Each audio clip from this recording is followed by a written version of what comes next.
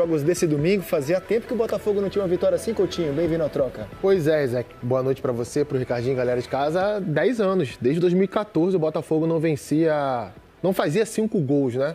Em um jogo de Série A de Campeonato Brasileiro. A última vez havia sido contra o Criciúma, um 6-0 em 2014. Então acho que é um dado bem animador, né? Pra acrescentar nessa animação da torcida alvinegra com esse resultado hoje. Mais gente jogou bem nesse domingo, hein, Ricardinho? Boa noite, bem-vindo à troca. Boa noite, Rizek, Rodrigo e a todos. Sem dúvida nenhuma. Sem dúvida. E esses últimos 2 jogos agora na noite, goleadas, né? Tanto São Paulo quanto Botafogo atuaram muito bem, aliás, e não por acaso construíram 2 belos resultados.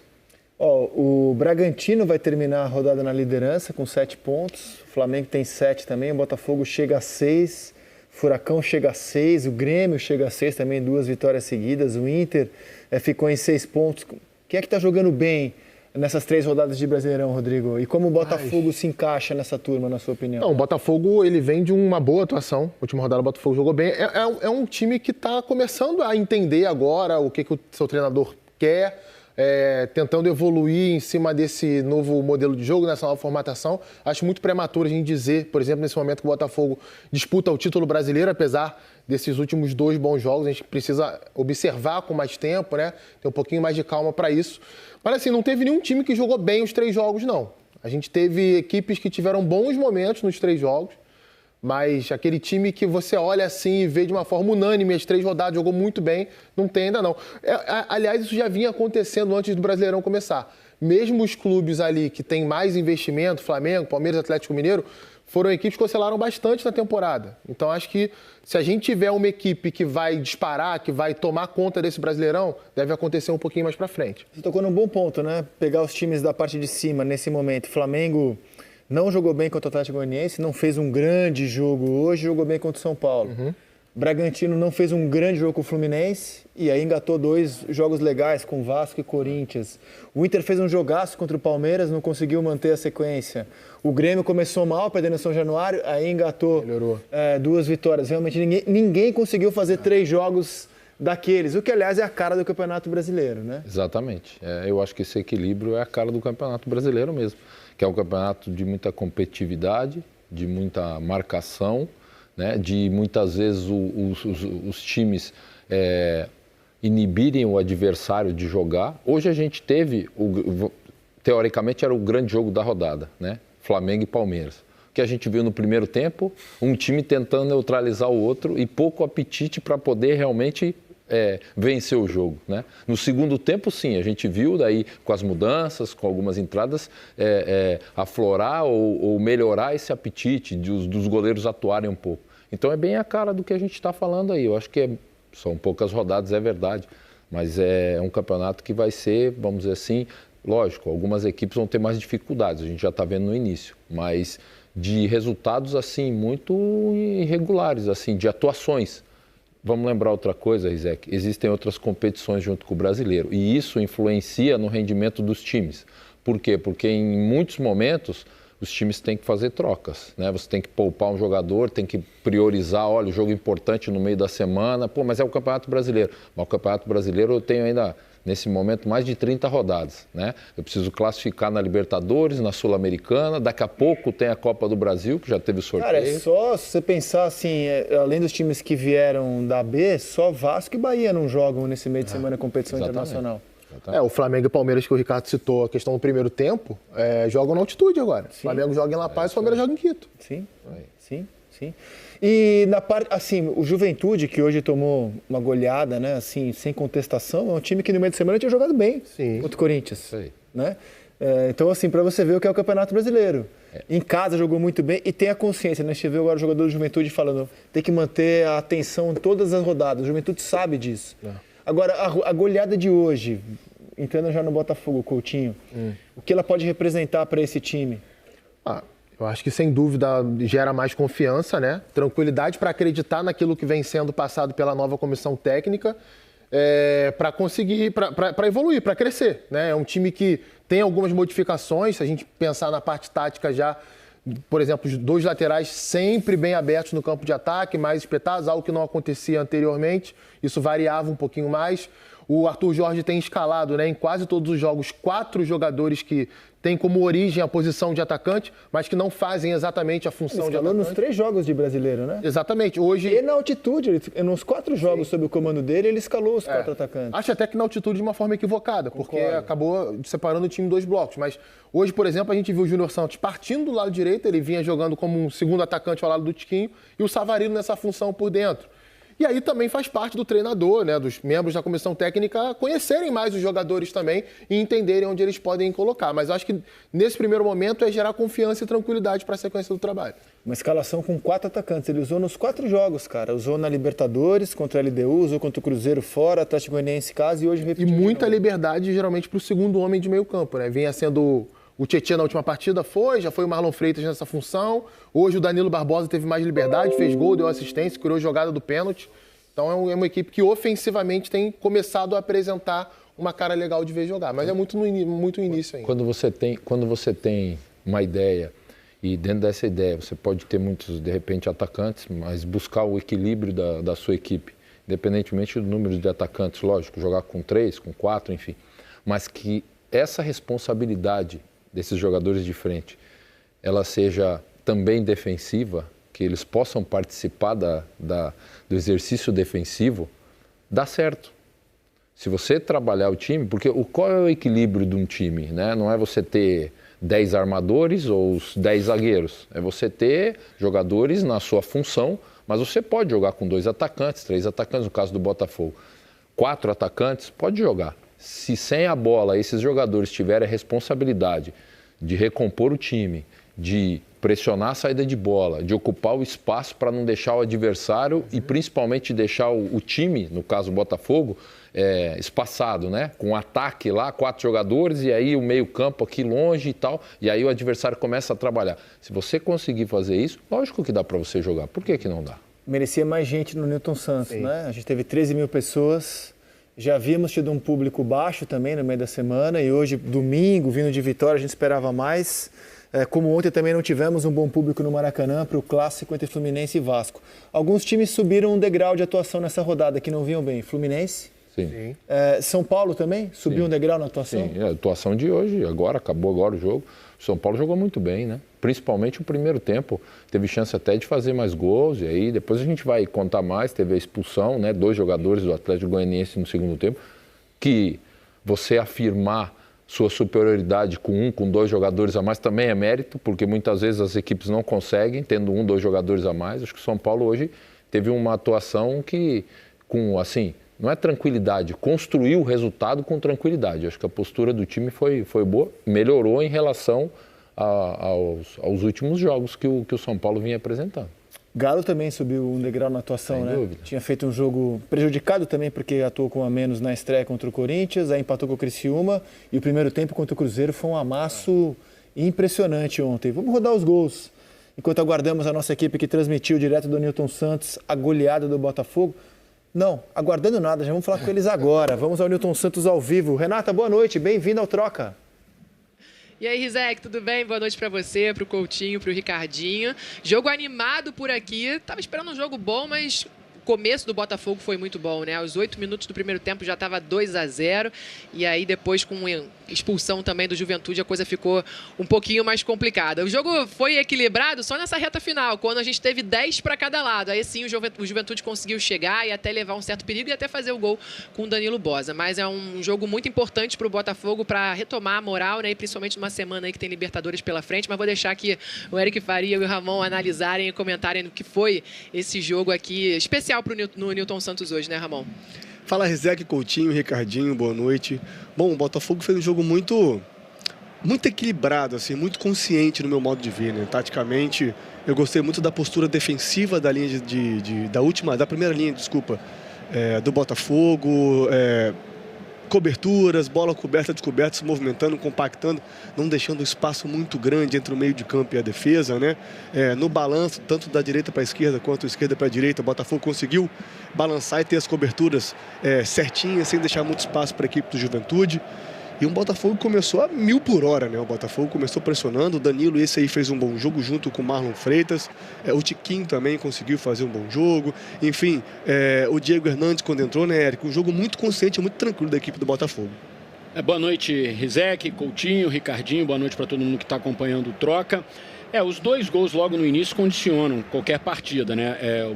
Até o Juventude reconfigurar o GPS, o Botafogo já estava passando por cima, já tinha feito 2 gols, enfim. A gente tem na mesa aí um craque no meio-campo, que foi o Ricardinho, né? E a gente sabe que quando o meio-campo de um time atua bem, esse time tem grandes possibilidades de ter uma boa atuação e, consequentemente, estar perto da vitória. E foi o que aconteceu. O Danilo e o Marlon Freitas fizeram um grande jogo essa noite. Marcaram, desarmaram, deram velocidade na hora que precisava. O Danilo apareceu na área, participou diretamente de alguns gols, de 3 gols, fez 1, sofreu um pênalti, cabeceou a bola que o Júnior Santos aproveitou logo para abrir a contagem. Enfim, a gente está vendo aí, ó, o gol do Danilo na pequena área. Quer dizer, ele é um dos volantes aparecendo na pequena área para concluir como um centroavante ali. A gente imaginaria que estaria quem? O Tiquinho, mas estava o Danilo. Então, assim, o Marlon e o Danilo fizeram um grande jogo. Na minha opinião, foram responsáveis pela grande atuação do Botafogo. Como na quinta-feira, a atuação do Tietê também pesou a favor do Botafogo. Então, me parece que mesmo com 4 atacantes, sempre que esses jogadores de meio jogarem bem, o Botafogo vai estar mais perto de um bom resultado, de uma boa atuação. O Juventude muito prejudicado pelos 2 gols no início, pela desconcentração e, claro, pela expulsão do Lucas no fim do primeiro tempo. E aí o Roger tentou fazer algumas mexidas, mas não deu muito não. A gente viu ali o golaço do Savarino, né? E agora vendo... Mas foi anulado, né? Aí o gol, aí sim, né? Tava impedido. O Eduardo no início ali do passe para o Danilo, que seria mais um gol do Danilo aparecendo no espaço, como ele fez o gol que valeu, no caso. Dessa vez a arbitragem acertou aí logo no lance. Ramon? Não, eu gostaria também, Ricardinho, Coutinho e Rizek, claro, destacar, né, a rotatividade que tiveram esses jogadores, né? Por exemplo, o Savarino, que estava jogando um pouco mais por dentro hoje, junto com o Tiquinho nessa última linha, o Júnior Santos estava pela direita, o Jefinho pela esquerda no primeiro tempo, eles rodavam muito, eles se aproximavam muito, né? O Matheus Ponte foi muito incisivo pelo lado direito. Eu acho que o meio de campo do Botafogo funcionou também muito bem. Eles conseguiram dar essa rotatividade, né? Gerar dúvida na marcação da equipe do Juventude, que estava bem postado, apesar de estar com um a menos, conseguiu ficar bem postado. Mas aí a agressividade, principalmente do Júnior Santos, em atacar essa última linha toda hora, ele cansava, ele deixava os defensores da Juventude com dúvida, sem descansar, ele atacava toda hora, e aí ele foi causando esse desconforto e foi abrindo espaço para infiltração ou aproximação de passes. Os últimos lances ali, desculpa, Eric, vocês viram, né? São os lances do Juventude, que eu acho que foi o momento que o Juventude ficou mais confortável, né? No 10 contra 10, né? Não tinha mais o que perder. O gol do Danilo Bosa, depois a batida no cantinho direito ali, também a bola bateu na rede pelo lado de fora, Eric. Não, eu queria dizer que foi importante, porque o Arthur Jorge também acabou poupando um pouco do time durante o jogo. O Luiz Henrique não chegou nem a entrar em campo, que foi importante também para o jogo de Libertadores no meio da semana. Eu acho que o que destoou hoje um pouquinho no Botafogo, se eu posso dizer, foi a atuação do Jefinho, né? O Jefinho não conseguiu levar vantagem na marcação.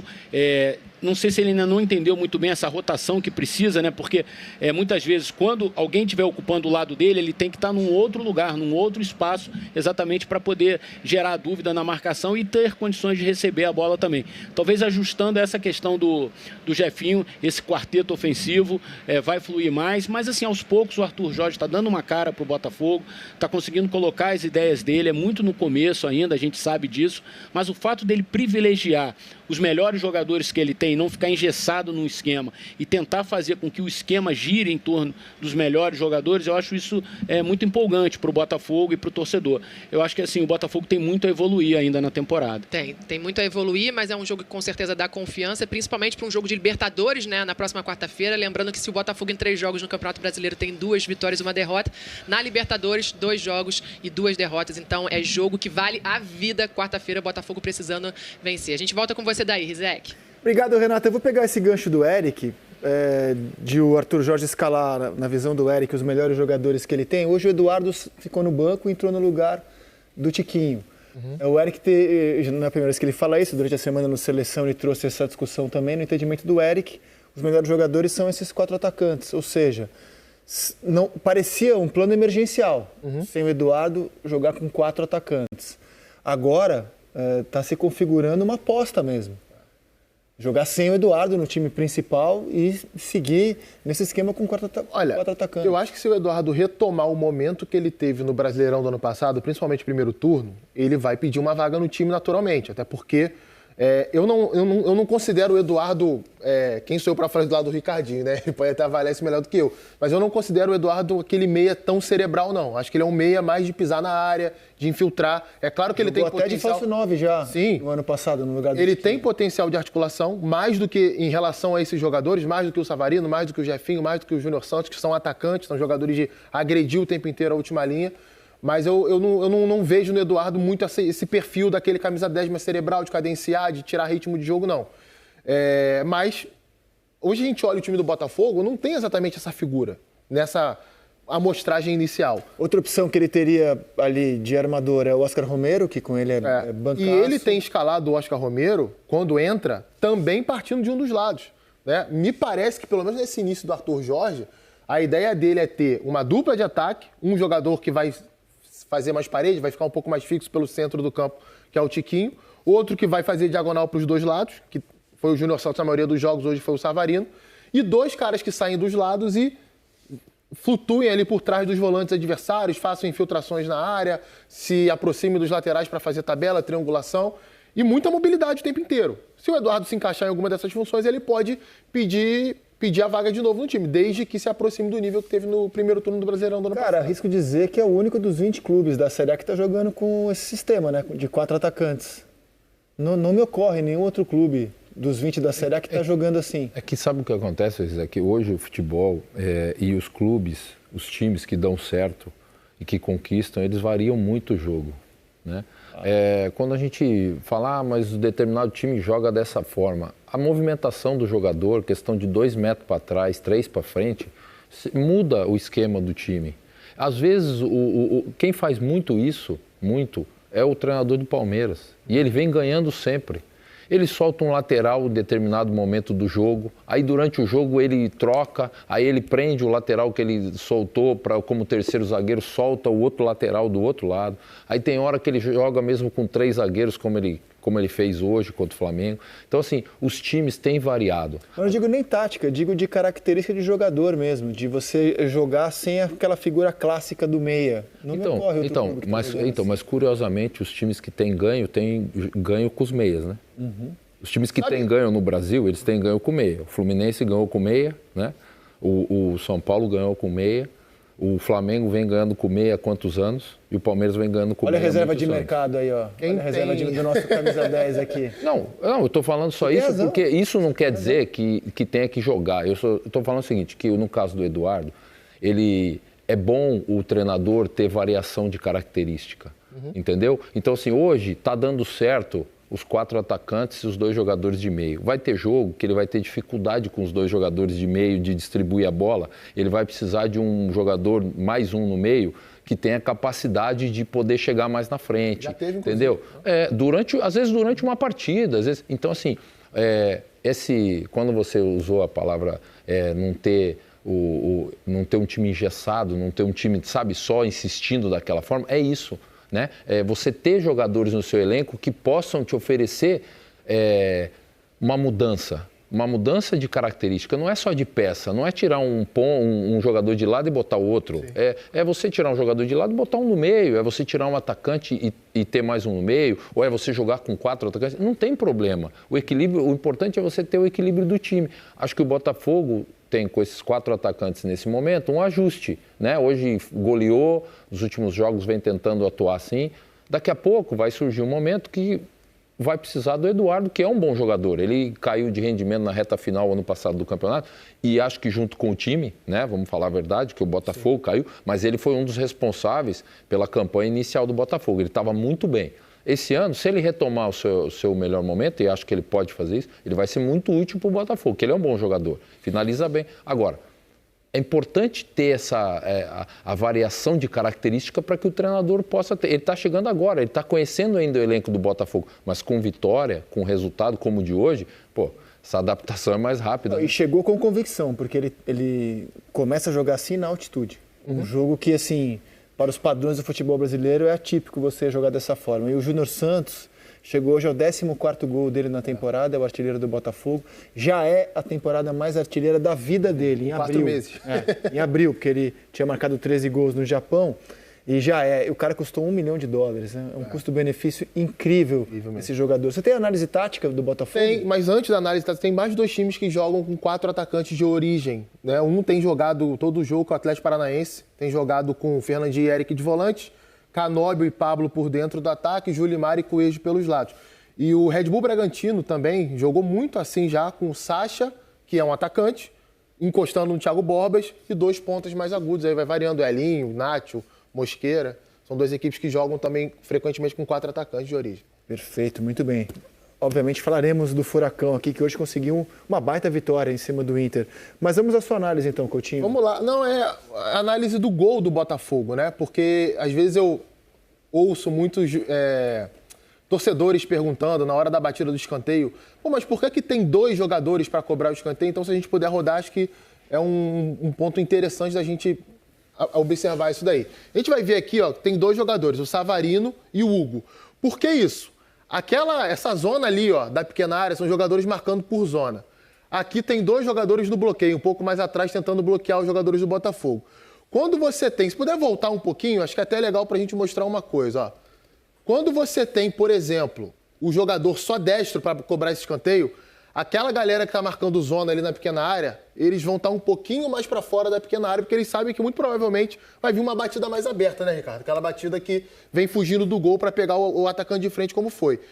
Como tinha um destro e um canhoto, essa batida poderia ser fechada também. Então, existe uma preocupação desses jogadores protegerem um pouco mais a direção do gol. E aí o Botafogo acaba se aproveitando disso, coloca 3 jogadores ali longe dessa região marcada por zona e cobra o escanteio para ali, não dá tempo desses jogadores atacarem a bola. Lembrando o seguinte, esses 2 atletas que estão ali bloqueando, muita gente fala assim, mas como é que fulano tá marcando ciclano? Se referindo à diferença de altura. Eles não estão ali para disputar no alto com os jogadores do Botafogo, eles estão ali para tentar bloquear, impedir a chegada deles na bola, é um tipo de marcação, a cobrança vem aberta, não há o bloqueio, né? Não dá tempo dos jogadores de zona chegar e o Danilo Barbosa acaba escorando a bola para o Júnior Santos. Tem uma outra jogada na sequência que a gente vai ver o Botafogo tentando explorar ainda mais isso, um escanteio logo na sequência. Aí, no caso, tem um destro para cobrar. A gente está vendo os jogadores um pouquinho mais para fora do que estavam antes. E agora todos os jogadores do Botafogo fugindo desse contato da marcação por zona. Causando essa superioridade aí, ó, um bloqueando o outro, para que o Lucas Halter pudesse atacar essa bola e quase marcar o segundo gol de cabeça.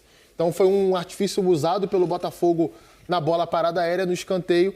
Essa batida mais aberta, no primeiro momento, tentando induzir a defesa adversária a ter a dúvida, né? A gente está vendo aí, ó, é fechado ou é aberto? Então os caras fecham um pouquinho mais a direção do gol e acabam liberando esse espaço aí de finalização quando vem uma cobrança um pouquinho mais aberta, Rizek. Você vê, o Botafogo está numa situação delicada na Libertadores, né? Com 2 derrotas, uma em casa, uma fora. Você vê o Botafogo fortalecido com o Arthur Jorge para buscar uma reviravolta nesse grupo? Esse meio de semana tem que ganhar do Universitário em casa. Olha, se a gente for colocar a capacidade técnica do Botafogo perante aos adversários do grupo, o Botafogo tem o melhor time tecnicamente. O Botafogo faz uma estreia muito ruim, né? Que é um resultado que estava totalmente fora dos planos. Perder em casa para o Júnior Barranquilla, um jogo onde o time foi muito intranquilo em campo. O segundo jogo é um jogo na altitude, uma derrota por 1-0 para a LDU, acho que estava dentro do script ali de qualquer equipe do futebol brasileiro. Agora é tentar vencer os 4 jogos. O Botafogo tem condições de vencer os 4 jogos. Mas aí é muito início de trabalho ainda, Zé, que eu não me sinto ainda confiante, confortável para te dizer, olha, o Botafogo hoje tem condições totais de vencer os 4 com tranquilidade. Não. Esse trabalho, ele está tão no início que ele vai ser apresentado a situações ali na frente onde vai ter que ter repertório, ele vai ter que conhecer melhor os jogadores, né? E é o princípio, é normal isso acontecer. O grande problema foi ter perdido aquele jogo dentro de casa para o Júnior Barranquilla. Acabou, tá eliminado? Não, claro que não. Mas não é uma tarefa tão simples assim também. O Júnior Barranquilla tem 4 pontos. O Universitário, o próximo adversário do Botafogo, tem 4 pontos. Ele deu 3, Botafogo, o único time que não pontuou ainda no grupo D. A gente